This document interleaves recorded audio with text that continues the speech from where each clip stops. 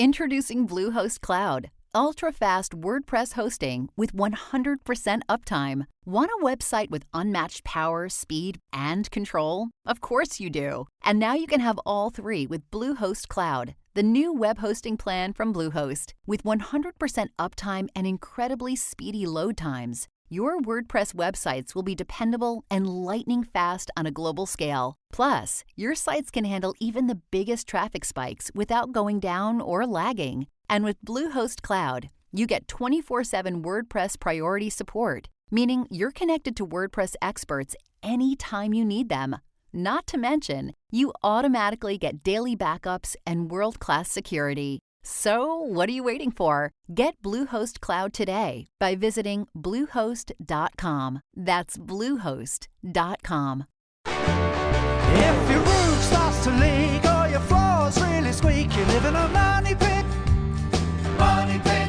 If your basement needs a pump or your place looks like a dump, you live in a money pit. Money pit. Pick up the telephone, fix up your home sweet home by calling 888 Money Pit. The Money Pit is presented by DAP Spray Texture and the Metal Roofing Alliance. Now, here are Tom and Leslie. Coast to coast and floorboards to shingles, this is the Money Pit Home Improvement Show. I'm Tom Kreitler. And I'm Leslie Segretti. What are you guys working on this weekend? Are you getting projects done inside your house? Maybe you're sprucing up the kitchen or the bathroom, or maybe doing a bit of painting, or maybe you are outside even though it's summer. It's hot and sweaty, but hey, it's also a great time to get projects done outside your house. Whatever on your to-do list, if you need help, if you've run yourself into a jam, if you're stuck, you don't know which way to go, or you're thinking about starting a project, give us a call right now. Great time to reach out with your questions at 1-888-MONEYPIT or go to moneypit.com/ask because that's what we do. We got a great show planned for you. First up, summer marks the riskiest time of year for pool drownings, which sadly is the leading cause of death to young children. So we're going to share the best way to back up parental supervision because you always got to watch the kids. But we're going to teach you a backup system called layers of protection that can make you even safer. Keep an eye on those kiddies. And finding a crack in your foundation can be quite disturbing, but not all cracks spell disaster.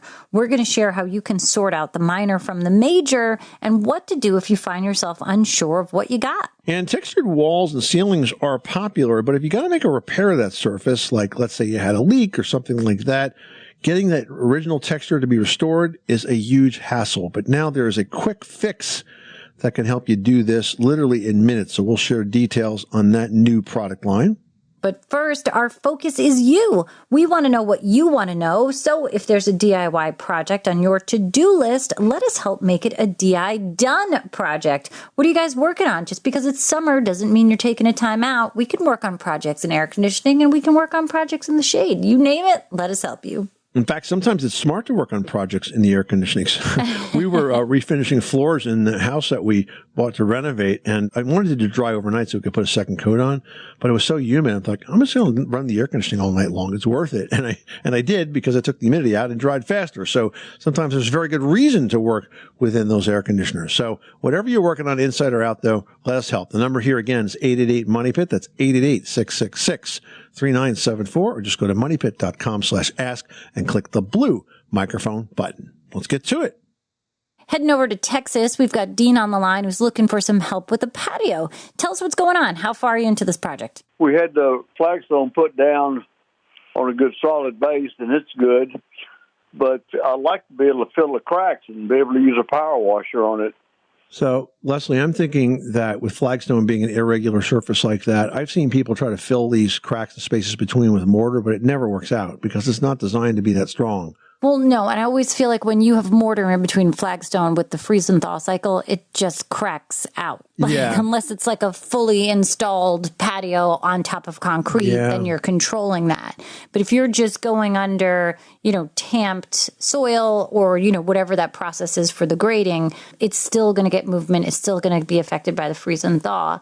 So you kind of have to pick which direction you want to go in here and kind of commit to almost a redo. Yeah, if you got a solid base down already, so you're not getting any movement in that patio, I don't think I would try to fill those joints in between. I would leave it exactly the way it is and, just realize that you're not going to be able to blast stuff away with a pressure washer and just get yourself a stiff broom and maybe some simple green and just do it by hand every once in a while. That's what we're up for. Thanks a bunch, guys. Appreciate your help. You got it. Take care. All right, we're going to head over to Maryland. We've got Linda on the line. Linda, what's going on at your place? How can we help? I have a brick home, and I have 2 porches on my home that are actually built into the brick and into the home, and then they have a concrete slab on the top of it. And the concrete is starting to crack up. Mm-hmm. And I bought some of that stuff that you fill in concrete with, and then I thought, well, won't that look odd? Because it'll probably be a different color than the concrete that's on there. Mm-hmm. Maybe I should do something else. What if it doesn't stay and it cracks more? And, so I thought, well, I listen to your show every weekend, and I thought, hey, Cornet, I'm going to call them and ask them because they always have such good ideas. Well, we're so glad that you did. So the cracks that you're seeing, can you tell me about them? How wide are they? How long are they? You can tell that they're stone. It must be just like a light coating of concrete because I can see there's stone under it. Okay. And then it's like the cracks aren't very big, mm-hmm. but then it gets to an intersection like where they intersect, and then that particular area might be like you could lift a chunk out. All right. So would you say it's like between maybe an eighth to an eighth of an inch or a quarter of an inch, something like that? Oh, I would say yes. All right. So a couple of things. I'm a little concerned that you can see into the cracks to see the stone base underneath it. It may or may not be an issue, but what would be an issue is if you let a lot of water get in there from rain. If the water gets in, it's going to make the soil less stable, so you'll get settlement potentially. And then secondly, if you let a lot of water get in there, it'll freeze and then it'll expand, and that will make the cracks wider. So what I suggest you do is simply to caulk those cracks and use silicone for that, or you could use caulks that are specifically designed for concrete that are latex-based. Quikrete makes products like that. And as to the color, if you're concerned about the color, I'll give you a trick of the trade, but it's a little bit above the average DIYers. But what I've done is I've found areas in the concrete that weren't that visible, like on the side or the bottom of a step or slightly below grade.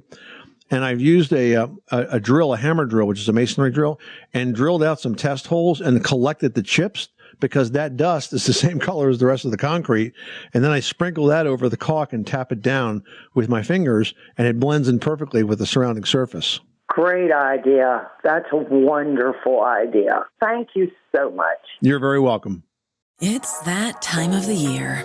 Your vacation is coming up. You can already hear the beach waves, feel the warm breeze, relax, and think about work. You really, really want it all to work out while you're away. Monday.com gives you and the team that peace of mind. When all work is on one platform and everyone's in sync, things just flow. Wherever you are, tap the banner to go to Monday.com. Hey, you want to make our day? Well, go ahead and leave us a 5-star review on Apple Podcasts, and we'll be jumping for joy. Plus, you guys, your feedback helps us make the show even better for you. Just go to moneypit.com/review. We've got Jeff in Pennsylvania on the line who's looking for ways to take the super chilly basement air and bring it upstairs. Let's see how we can move this air around. What's going on? Well, I'm just curious if there's any way I can do that economically, since you would be running some kind of fan or something to do that. I mean, I do have central air, but I didn't know whether, the air in the basement might be cheaper if I could get it to the second floor because, the colder air will settle. I do have a laundry chute that goes up to the second floor. I didn't know I could pump anything up through there well, anyways, that's why I'm talking to you. Well, we appreciate the question, and there actually are appliances that do exactly that, but I found that they're way, way, way overpriced and way, way, way under-deliver with what they offer. But generally, it's not a good idea to take your basement air and circulate it upstairs because the moisture is one thing. That moisture has to be pulled out of the air. That's going to happen by the air conditioning system. If it's really, really damp like that, it's going to start to make the air conditioning feel cold and clammy. And secondly, the air itself it can be contaminated. You can have radon, you can have dust, you can have mildew or mold spores in that air. So generally, we don't use the basement air as a source for air. Pretty much let the HVAC system do that. If the basement is finished, then you could have a return duct down there that pulls air from the basement into the HVAC system, but it wouldn't be a supplemental system by itself. Does that make sense? Yes, that all makes very good sense. Good idea, and understand why you came up with it, but I think it's probably not the best way to proceed. Okay, well, I appreciate it again. Good luck with that project.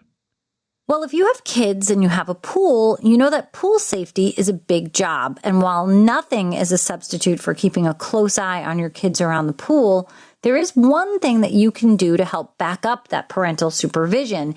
And it's an approach called layers of protection. And it's essentially just that, multiple ways to keep kids away from the pool when no one is watching. And it includes a variety of things: fences, pool covers, even alarms. That's right. So first, let's talk about fences, because when they're properly designed and installed, they are definitely the most effective deterrent against drowning. But a pool fence design is actually pretty different than any other type of fence. And here's how. So first, they have to be four-sided, obviously. They have to completely surround the pool and be at least 4 feet tall. And they also have to be what's called non-climbable. So, for example, you can't use a standard chain link fence because the squares between the wires are big enough for a child to get a toe hold. Instead, you'll need a special type of chain link that has smaller openings. Now, the weakest link in all of your pool fencing is going to be the gate. Your gate must be self-closing and it must be self-latching. So they're going to slam shut if you happen to leave them open. And moreover, gate latches should be mounted at least 54 inches off of the ground and have child-proof release mechanisms. I mean, heck, I can't even open them sometimes. Yeah. It's so silly, but it's important that they're high enough and challenging enough so that a kid can't find their way in. Now, a pool cover next to fencing, that pool cover really provides the most maximum amount of protection. And your best option is an automatic pool cover, which can be used between swims rather than only at the end of your pool season. These covers are going to be motor driven, and with the flick of a switch, they're going to automatically creep across the pool to seal out access to the water. And I mean, some of these you can even walk across. Yeah, definitely. So let's talk now about the alarms that are available. There are pool alarms, door alarms, and fence alarms. And these are really a must-have for every home that has a pool. It's best to use a combination of all of them. So first of all, the door alarms. They're battery-powered. They're installed on exterior doors that lead to the pool. Now, if the door is opened without depressing a child-proof bypass button, that alarm sounds within 7 seconds, and it stays on until it's disabled by an adult. Now, the alarm is also effective in preventing an adult from leaving a door open, because if the door is left open for more than 10 seconds, even after pressing that bypass, it rings again. So these are a really inexpensive way to make sure everyone in your house thinks about pool safety. All right, now let's talk about a fence alarm, because these work just like door alarms, but they're designed to be used on the fence gates around your pool for an added layer of protection. You can also look into a pool alarm, because these are designed to detect a splash that occurs when a child falls into a pool. A CPSC study looked at 3 types of pool alarms and found that the best performers were underwater alarms compared to the less reliable options of floating pool alarms or wristband alarms that you actually have your kids wear. Now, when purchasing a pool alarm, you always want to buy the type that includes a remote receiver so that you can monitor the pool from inside the home, even with the door closed, the air conditioning on. This way you really can hear what's happening. Now, keep in mind that while pool alarms can provide emergency notification if a child falls in, they are definitely not a substitute for fences, covers, or any of the other protective measures possible. So you definitely need every one of those 3 layers to make sure you and your children are totally covered. Sherry in Tennessee is on the line with a question about a dryer. What is going on at your money pit? We have recently renovated our home, and we have noticed that with our dryer, and they'll be dry, and sometimes I have just left them in there, and I have to refluff them to get the wrinkles out or something. But when I go back to them, if it's been overnight, they're pretty damp. And I didn't know if that was more of a dryer issue, or maybe it's the way we have it hooked up. It's in the laundry room, which is outside the kitchen, and is accessed through a vent just through the main, the wall into the outside. Right. So let me ask you a question about this. If you're standing at the dryer and the signal goes off signaling that the drying load is done, are the clothes damp then? Or did they become more damp when they sit overnight? They become more damp overnight. I mean, this sounds like a condensation thing where you've got the dryers all warm and toasty from the clothes being dried, and perhaps then it's on like a cold wall or exposed to air conditioning or something, right, Tom? Maybe. It's a really odd problem. I can't imagine what's causing it unless there is high humidity. Do you have any evidence of high humidity anywhere else in that area? Do you see condensation? Do you see any mold growth? Does it feel like humid and sort of the air is thick down there, or is it only in the dryer? I've not really noticed it. Do you have a steam dryer? Does it have a water line that's hooked up to it? Is it a newer dryer that has a steam setting? No. I can't imagine what's causing this but for, like you say, Leslie, the humidity down there. And so I'm going to give you some general advice on dehumidifying that space. Okay. Which is all that humidity starts in the outside of the house. It starts when you have gutters that are clogged. It starts when the soil around the house is really flat, so you don't get any runoff, or the downspouts aren't directed at least 4, 5, 6 feet away from the foundation. Because when you have a lot of water that collects around the house like that, it shows up first in the way of high humidity, and much later if it continues in the form of flooding. So I would definitely look at the dampness issue and see if we can dry that space down there. You might want to try a portable dehumidifier for a while just to see if that has an effect on it. But even if you have that running, stopping the moisture from forming at the outside is usually the way that you get this under control. Okay. And it's something you can do yourself, too. It's not terribly expensive, but you just have to understand why this is happening. We have a post on moneypit.com. It's almost always on the homepage because it's so popular, about how to stop a basement from flooding. Now, of course, you said you don't have a basement that's flooding, and I understand that, but the advice is exactly the same. And we lay out step by step what you need to do to reduce moisture accumulation around the foundation perimeter of your house. So why don't you take a look at that as well, Sherry, okay? Thank you so much. Owning a business isn't just an occupation. It's a legacy for those you want to pass it on to. At Sandy Spring Trust, succession planning is one of the many aspects of wealth services we provide. We'll work with you one-on-one to answer questions and advise you on valuations, transfer of ownership, and much more.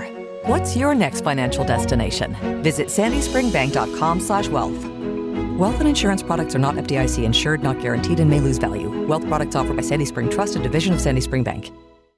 Be warned that once you pick up a refreshingly cold drink from McDonald's and people see just how refreshingly cold that drink from McDonald's is, you may create drink envy. Because there are drinks, then there are drinks from McDonald's. For a morning brew that really creates a stir, get any size iced coffee, including caramel and French vanilla, for just 99 cents before 11 a.m. Price and participation may vary, cannot be combined with any other offer or combo meal. Ba-da-ba-ba-ba.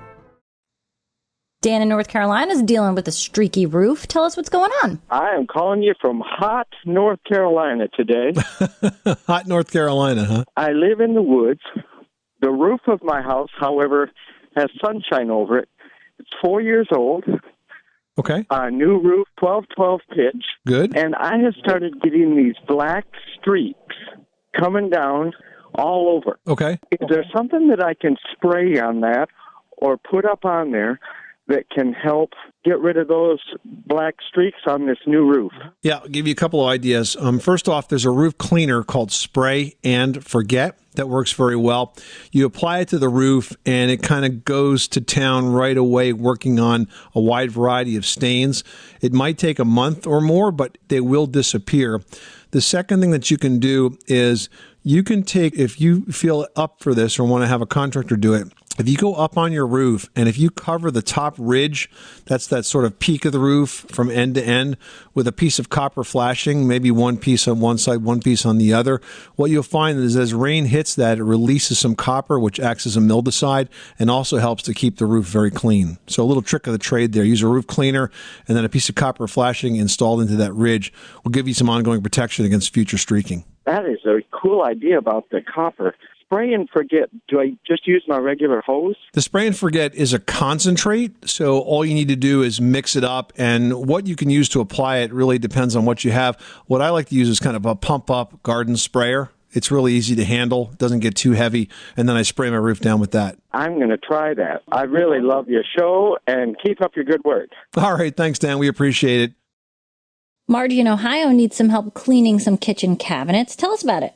I have maple kitchen cabinets, and above the hood area, it is very dirty from the fan and from cooking, and there's a residue on the cabinet. And I was wondering what type of product I could use to take off the grit that is on the cabinet without damaging the maple cabinet. So, Margie, the area that you describe over, the cooking area above the hood, that's generally a very greasy spot in the kitchen under the best of circumstances. So I think your first step is to try to just clean it with some sort of, grease remover, like an orange cleaner or like, I always call it goof off, but I don't think that's the right name. Yeah, no, I think that is one of the products, or a Murphy's oil soap. Yeah. I mean, something that has a citrus in it that's going to help you break down all of that grease buildup would probably be your best place to start and see how you do. I mean, outside of that, if you're going to start messing with the sheen or the finish of that specific cabinet on its own, you're going to then have to work with the rest of the cabinets to sort of match up to that. So my first attempt would be really to scrub it, clean it, give it some good old elbow grease and see where you go. You might want to take the doors off the hinges to do this work because it might be easier to work on them when they're on a flat surface like that. Then you can go back and do the frame around the door after you've sort of perfected your cleaning on the door first and put it all back together. And if that works, this might be a situation where you just keep going, right? Because even though the rest of the cabinets aren't terribly dirty. They're more dirty than you think, I bet. Yeah, you only know sometimes when you start cleaning it up, right? Because that's when you see it get lifted off. You're like, oh, there's a whole new color under there. Well, you may not realize it, but your home is always moving. It expands, it contracts, it settles, and sometimes that movement can result in cracks to your foundation. But even though those cracks are common, they can be pretty disturbing for most homeowners to find. So, Tom, how do you know if a crack is serious or just kind of the result of normal wear and tear? Well, you're right. I mean, just about every home has its own share of cracks. They're a pretty common occurrence, and there are a number of reasons why they happen. So, for example, the soil may not have been compacted properly before the foundation was installed, or you could have large pieces of organic material that have been included in that soil under the house. Like sometimes you'll have contractors that'll leave tree stumps in, and when it decays, the soil above it collapses to fill the void, and then, of course, that leaves a gap under the concrete, and that can cause cracks. Also, the soil underneath the foundation or beneath column supports may have shrunk due to moisture loss, or if you have too much moisture around the house, the soil under the foundation can weaken. And some soils also are expansive and very sensitive to the amount of moisture. So lots of reasons. The idea is, what you really have to do is keep your eyes out in the formation of cracks and track them over time. It's one of the ways you know how serious it is. Yeah, so how do you determine if it's a major crack or something that you can fix? Well, one way to tell is the direction of the crack. Is it vertical, horizontal? Is it diagonal? And is the crack static or not moving? Because if it's not moving, those are usually small hairline cracks. Vertically, sometimes they're randomly oriented, and these type of cracks can be repaired fairly simply, and they don't extend to the full thickness of that foundation wall. Now, a dynamic crack, on the other hand, one that's kind of moving, kind of changing, that can pose unique challenges, and a structural engineer may be required to evaluate that situation before that repair can be determined. How do you do it? What are the necessary steps are? Generally, though, these cracks are often oriented horizontally or diagonally, and they indicate a deflection and failure because of a structural overload. So that's a bigger problem to begin with, and you'll know that that crack is very different than something that's just, superficial. Yeah, good point. So if you're wondering how do you fix cracks like these, they're not DIY projects, right? What you can do is seal to stop the water. If it's a crack that's maybe an eighth to a quarter inch wide, you can seal it with a silicone caulk and then monitor it for movement. If it's horizontal, fix your drainage. It could be collecting water against the outside, freezing and pushing it in. Or if you're just not sure, get an inspection by a structural engineer or a professional home inspector, not underline not a contractor. Contractors that inspect foundations often have conflicts of interest. They want to sell you a big, expensive repair. They're not qualified as engineers to make the determination. So I would say a structural engineer or a home inspector are the best two pros to go to. Michael from California is on the line and is looking to do some gutter work himself. Let's find out if this is a good idea. What's going on? I just had my roof replaced on my home, and now I'm looking at the rain gutter. Would it be a mistake for me to buy the rain gutter sections at Home Depot, the aluminum ones and the caulking and rivets and everything, and do this project myself? Or would I regret just not hiring a gutter company to come out and install the one-piece gutters? I've talked to two companies, and it's quite expensive. I could save quite a bit of money if I just bought the stuff at Home Depot. You know, I think that installing the gutters yourself, Michael, is definitely a do-it-yourself project. However, the one thing that you would not have that gutter companies do have is the ability to make those gutters seamless. You're going to have to use gutter sections and join them together, which can be done. You know, and it can be effective. It's just a little sloppier maybe than just having it in one piece. Like I have a garage that's 30 feet long because it's a garage shop, and they could basically roll out one 30-foot piece of gutter for that and not have any seams in the middle. So look, you can do it yourself. You're definitely going to save some money. You're going to have to be very careful with your craftsmanship to make sure that everything's attached properly. I'll give you one tip on that. Don't use gutter spikes. There's a type of screw that you can replace that with. It's like a long lag bolt designed just for gutters. And this way, once you attach it, it won't fall out. And you want to make sure that they slope properly because you're going to be putting these in sections. You're going to have to sort of plot out that slope, maybe by running a chalk line and snapping a line down the fascia to make sure you maintain the proper angle of these pieces as they get assembled. And then where they join together, you're going to have to use a sealant on all of those seams to make sure they don't leak. So you definitely can do it yourself. It will save you some money. It may not look as perfect as it would if a gutter company did it, but if they're charging you crazy prices, then maybe it's just not worth using a pro and you should go DIY. Pat in Arkansas is dealing with a humid house. What's going on there? Well, I have a new heat pump, and it's not taking out the humidity. Of course, I live in a humid area, but I just wondered, it's supposed to take out the humidity, as I understood. Well, not really. I mean, air conditioners in general, central air conditioners, which is essentially what a heat pump is, are not designed to be dehumidifiers. They do dehumidify by virtue of the fact that they're cooling the air, but they're not as effective as other forms of dehumidifiers. There's a couple of other ones that you could consider, one of which is called a whole home dehumidifier, and that's built into the HVAC system. It would be built into the duct system, and that can take out about 90 pints of water a day. And there's another type of standalone dehumidifier. In fact, I just put one of these in my own house, and I thought it was absolutely terrific.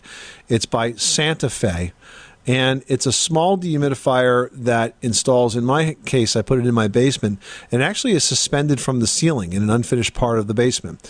And it's only 12 by 12 by 22, and it takes out 70 pints of water a day, and it's really neat. Once I had it up for an hour or so, I went down there, and you could just see this pretty strong stream of water dripping out of it, and all that water used to be in the air, and now it's no longer there. So you need to do some dehumidification, and I think that you'll find that that will do the trick, Pat. Okay. What is the average humidity supposed to be in the house? 30 to 50%? Well, yeah, I was going to say around 40, so we're in the same neighborhood. Okay. And if you put a good dehumidifier in, that will be set up to a humidistat so that you'll always know what the humidity is. And it'll come on as it's needed. Right, exactly. Okay. All righty. Well, I thank you so much. Good luck, Pat. Thanks so much for calling us at 888-MONEY-PIT. Well, if you've ever had a leak or a crack or even a nail pop come through a textured ceiling, you may know that repainting that leak or crack can be easier than the hassle of trying to restore the original textured surface. Now, typically, it's been a very messy process, especially when you're trying to fix a small area or one that's just hard to reach. But now there's a new product out from DAP that makes this really easy for both those DIYers and pros alike. Yeah, and it's called the 2-in-1 Wall and Ceiling Spray Texture, and it allows you to apply different types of texture. They have orange peel, knockdown, and popcorn textures, and you can do that quickly and easily to both walls and ceilings. Now, part of the reason this works so well is it has a very simple-to-use 25-ounce can that has a 60-degree adjustable nozzle, and that enables you to easily repair vertical overhead and sort of those hard to reach areas. The nozzle system is only available from DAP. It's called Aim Tech because it allows you to direct that texture exactly where it's needed, and it offers adjustability and a consistent flow and pressure so you deliver an even, wide spray pattern and get professional results. If you've ever tried any other way to fix texture, I'm telling you, it's a big mess. This just is an amazing way to do it quickly and easily. Yeah, and you know what? DAP's 2-in-1 wall and ceiling spray texture is really a super handy product. It's going to save time. It's going to save a whole heck of a lot of hassles. And it delivers a fast-drying, excellent texture match for maximum coverage and those pro results. It's going to dry in under 30 minutes, which is a huge plus, and it can be painted immediately. So whether you're taking on a repair and need to match an existing wall or ceiling surface or create a totally new look, DAP's 2-in-1 spray textures make it easy to apply an orange peel, knockdown, or popcorn texture to both walls and ceilings with ease and accuracy. It's a great choice for both pros and DIYers, and it's available at retailers nationwide for $29.98. John in Oregon's on the line and has a question about a wood-burning stove. What can we do for you? Yes, I know that they have them, they sell them. Just was wondering who actually makes them. Wood stoves? Yeah, fuel efficient. I guess they're more efficient than the older type wood stoves. Yeah, I mean, look, all the major manufacturers are making more efficient wood stoves these days. In fact, just last year, the EPA introduced a new source performance standard that basically requires the wood stoves to measure and report how much particulate it distributes into the air. And that also plays into efficiency. So if you look for EPA certified wood stoves that meet the 2015 standards, you're going to be looking at a set of pretty efficient wood stove products. I guess you've answered my question. I appreciate it very much. You're very welcome. Thanks so much for calling us at 888 Money Pit. Well, Josh wrote into Team Money Pit saying, we don't like the color of our roof. Okay. The entire roof was most recently replaced by the previous owners less than 5 years ago with a tan-colored Owen Corning Supreme shingles. We'd like to paint over the shingles with a color that better fits the rest of the house. Is this okay to do? And if so, how do we do it? I have never heard this. Yeah, and there's a reason you never heard this, because you can't do it. You know, when I was a home inspector, Leslie, and I would go through some of these older sort of single family, usually senior citizen developments, and I'd look up at the roofs, and let's say they were 20-ish years old. Occasionally I'd see a roof that looks pretty good from the street, and I'd get up there with my ladder and notice that somebody painted it. You can't paint a roof. Paint won't stick to a roof. It's not going to last. So there's no way that you can change the color of this roof short of replacing those shingles. So my advice is to invest in a good pair of sunglasses and put them on when you go from your car to the house, because you're not going to be able to paint that roof. You know, if you have a low slope or a flat roof, a built-up roof, there is a paint designed for that that's called fibrous aluminum. You're not going to be happy with that because it'll make your roof glow. But that's designed to reflect UV rays off of a flat roof. So that's the only kind of roof paint I've ever seen. But you really can't use any standard type of paint. There's nothing available to paint those shingles. So I think you might want to think about this the other way around. You know, instead of thinking about how can I change the color of the roof, think about what you can do to change the colors of the house that you're concerned about, so the house matches the roof more than the roof matches the house. I'm going to tell you, Josh, I don't like that color roof either. I think it has to go with a very specific type of architecture, a very specific location. Like, it doesn't work with every house, but I do get why people like it. It just doesn't always work. So I feel for you, guy. But the good news is it's a really good roof. You know, so you're not going to have to deal with leaks. You got a newer roof. It's an Owens Corning roof. So you don't have to worry about that. Just don't like the color. You know, so in a few years, many down the road, when it's time to replace, you can think about a new color then. All right, now Bruce wrote in saying, I heard your tip on using Rain-X to make shower doors easier to clean. Is there a specific formula for plastic? I'd like to use it on my motorcycle windshield, but it's plastic. Yeah. You know, I have heard that the regular Rain-X sometimes is not ideal for plastics, but I've never had the issue myself, because really the only place that I've used it is on shower doors. But I looked into it, and Rain-X does actually have a formulation that's designed for plastic, specifically designed for motorcycles or marine windshields made of plastic. And it does, much like the original product, improve the water repellency on those plastics. So when you get a rainfall, the water's going to bead off, which is just fantastic. In fact, I just coated my windshields this weekend because I was going away for a couple of days and I was expecting rain. I'm glad I did because it's like the wipers didn't even need to run. So look into that. It's called Rain X Plastic.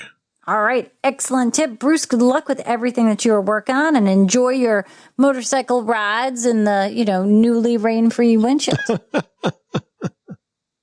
This is the Money Pit Home Improvement Show, where we make good homes better. Thank you so much for spending this part of your marvelous summer day. We hope it's nice where you are, because it is here.